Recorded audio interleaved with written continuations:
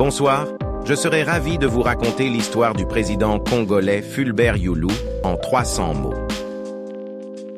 Fulbert Youlou, né le 9 juin 1917 et décédé le 6 mai 1972, fut une figure politique majeure de la République du Congo, aujourd'hui connue sous le nom de République du Congo-Brazzaville.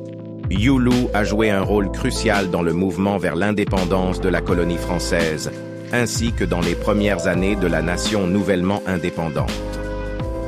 Youlou était un prêtre catholique avant de se lancer en politique. Il a été un fervent défenseur des droits des travailleurs et a organisé des mouvements de grève pour améliorer leurs conditions. Son engagement politique l'a amené à devenir le premier maire de Brazzaville en 1956, un poste qui lui a donné une plateforme pour défendre les intérêts de la population congolaise.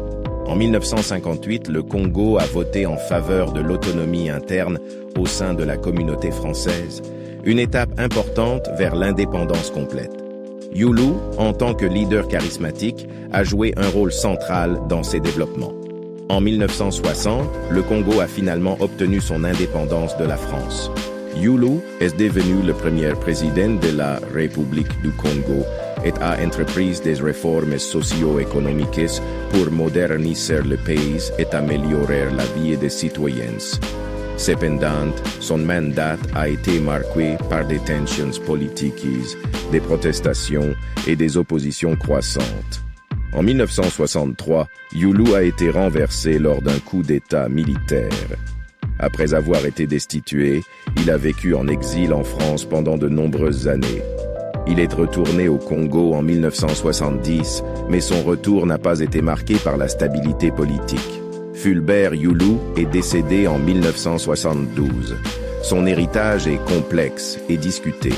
Certains le considèrent comme un pionnier de l'indépendance congolaise et un leader dévoué au bien-être de son peuple, tandis que d'autres critiquent sa gouvernance autoritaire et ses prétentions à la présidence à vie.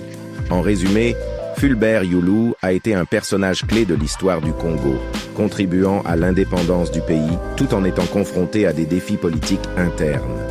Son rôle dans la transition vers l'indépendance et son mandat présidentiel complexe font de lui une figure historique controversée mais incontestablement influente dans l'histoire politique de la République du Congo.